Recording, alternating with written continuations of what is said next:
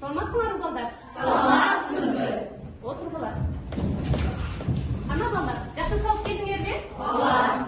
Мамайлар жакшыбы? Ооба. Сабакка баштасак болобу? Ооба. Саламатсыңар. Эмесе балдар? Мен силерге мындай суроо менен кайрылайынчы. Алакан кайсы учурда чабылат? Жакшылык.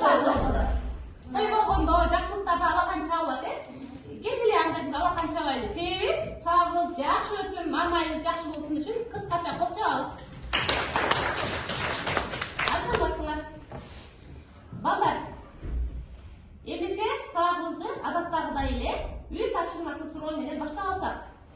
Үй тапшырмасы кайсы тема болчу эле, балдар? Көчмөндөрдүн руханий маданияты жана диний ишенимдери. Саламатсыңар. Кана балдар, демек көчмөндөрдүн маданияты жөнүндө силер эмнелерди биле алдыңар? Эмнелер силердин эсиңерде калды? Деги эле көчмөндөрдүн түрк элдеринин жазуу эстеликтери жөнүндө эмнелерди билдиңер? 7-кылымдардын башында түрк алфавити пайда болгон деген пикирлер бар. Алар 37-38 тамгадан турат. Оң жагына карай сол жагына окулат. Аскаларга, сөк, жыгачтарга чегүүгө ыңгайлуу. Азамат, эң туура. Көчмөндөрдүн ташка чегилген жазуулары, же болбосо сүрөттөрү жөнүндө эмнелерди билдиңер балдар? Эмнелерди айта аласыңар? Эрбол. Көчмөндөрдүн борбордук базарда ташка чегилген жазуулары Монголияда, Монголиянын Орхон деген жергесинде, Түндүк Сибирде жана Казакстанда, Кыргызстандын Талас облусунда табылган. Демек, жазуу эстеликтери ушул жерден табылып. Туура балдар. Эми түрк жазуу эстеликтери Кыргызстандын кайсы аймактарында кездешкен? Бизде археологдордун изилдөөсү боюнча кайсы жерлерде кездешкен деп айтылат?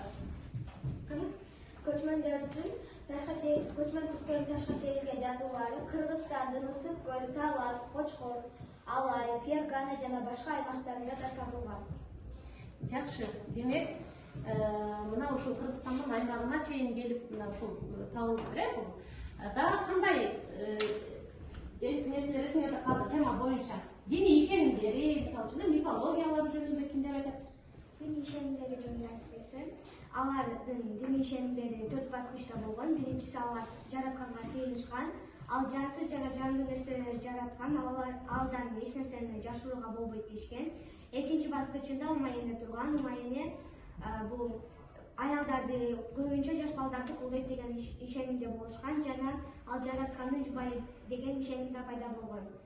Үчүнчү баскычында Ыдык турган, ал жер суунун падышасы, ал жер сууну колдойт деген. Үчүнчү баскычында Эрклик.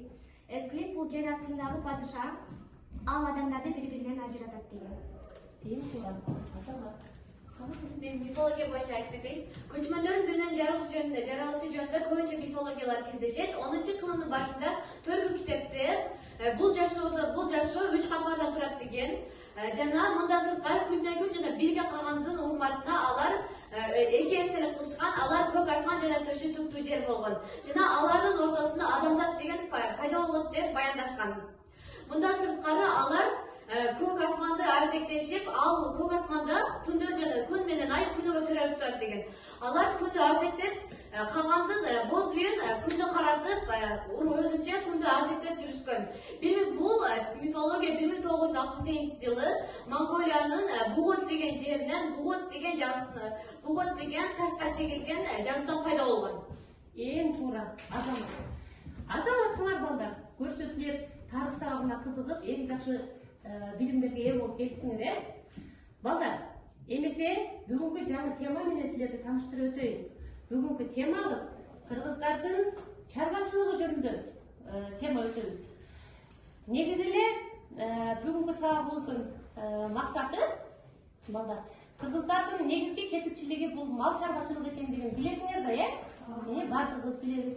Ал эми бүгүнкү сабакта мал чарбачылыгынан сырткары дагы биз дыйканчылыгына, аң оолоочулугуна, кол өнөрчүлүгүнө, соодасы менен таанышып кетебиз, балдар. Деги эле кыргыздардын мал чарбачылыгында эмнелер маанилүү деп ойлойсуңар? Кандай жандыктарды багышат биздин кыргыздар? Багып келишкен буга чейин? Yok, nazik деп bağışlayın деп айтышат. Tuzdum.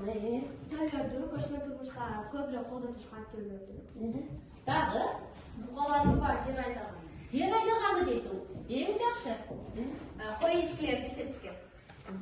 Негизи азык катарында, Уйларды. Уйларды дейт. Эң туура айтасыңар. Чындыгында эле балдар, биздин кыргыздын жери мал чарбачылыгына, дыйканчылыгына, кол өнөрчүлүккө ыңгайлуу жер эмеспи? Мына ошондуктан биздин ата-бабаларыбыз ушул чарбачылыктар менен кесиптенип келишкен.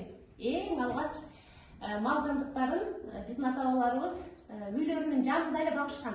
Кийинчерээк малдын саны көбөйгөндүгүнө байланыштуу булар жер которуп, жайыттарды издөө максатында көчмөн турмуш башталган. Мына ошентип эң алгачкы боз үйдүн туткалары пайда болду. Балдар, боз үй бул эң кыргыздардын көчмөн турмушуна ылайыкташкан турак жай болуп эсептелинет. Боз үйдү чогултуп бир эле төөгө жүктөсө жүк болот экен. Анан өздөрү каалаган ыңгайлуу жерге коюп, суусу кенен, жайыты мол, кыргыздын жакшынакай жайыттарына тигип, кыргыздар ошол жерде убактылуу жашашкан. Ошол жерде мал жандыктарын карашкан.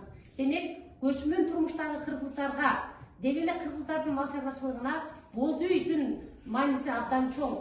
Мына мен силерге бүгүн ушул боз үйдүн кичинекейин алып келдим. Мынакей. Балдар, боз үй жөнүндө силерде маалымат барбы?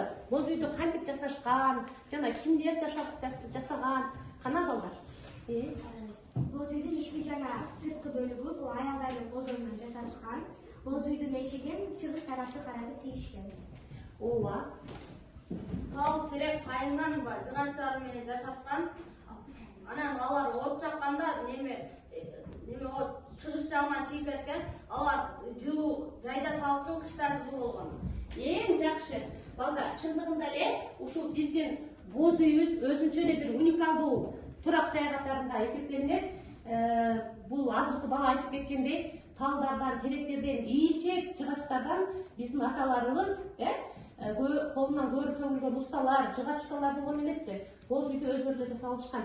Ал эми боз үйдүн ички бөлүктөрү бул чындыгында эле биздин чоң энелерибизге, тай энелерибизге таандык болгон. Анткени койдун жүнүнөн ар кандай кийиздерди, оюн чийимдерди түшүрүп, кыргыздын орнаменттерин улуттук түшүрүп туруп, ушул боз үйдүн ички сырткы жасалгаларын жасашкан. Бул бала айтмакчы, чындыгында эле кышкысын жылуу, жайкысын салкын жашаганга өтө ыңгайлуу. Жана бул бүгүнкү күнгө чейин эле сакталып, колдонулуп келе жатат, боз үй. Балдар, кыргыздардын мал чарбачылыгында өзгөчө жылкыга маани беришкен. Коңшу Кытай элиндеги жашоочулар биздин кыргыздардын жылкысына өтө баа берген. Себеби биздин кыргыздын жылкылары ушунчалык күлүк дейт, олбурлуу дейт, чуркаса тим эле чаң чыгарып катуу кеткен дейт. Жоого мингенге ылайыктуу, көчмөн турмушка ылайыктуу, ар кандай жарыштарга тим эле жылкыга тең келе турган такыр жандык болгон эмес. Айрыкча кыргыздардын жылкысына. Мына ошондуктан кытайлык жарандар кыргыздардан дайыма жылкыларды сатып алып, Европага чейин алып барып кымбат баада сатып, кыргыздар менен соода алакасын жүргүзүп турушкан. Ал эми төөлөр жөнүндө айта турган болсок, төө дагы бул кыргыздардын негизги унаасы болгон. Анткени кыргыздар төөнүн үстүнө ушундай боз үйлөрдү, мындай болгон бешиктерди өңөрүп алып, көчмөн турмушта пайдаланып келишкен. Төө деген анча-мынча нерсеге чарчап алган, ушунчалык бир күчтүү жандык экен, ошондуктан пайдаланышкан. Сүтүн ичишкен балдар. Ал эми жылкылардын деле бээнин сүтүн ичишкен, кымыз кылып ичишкен.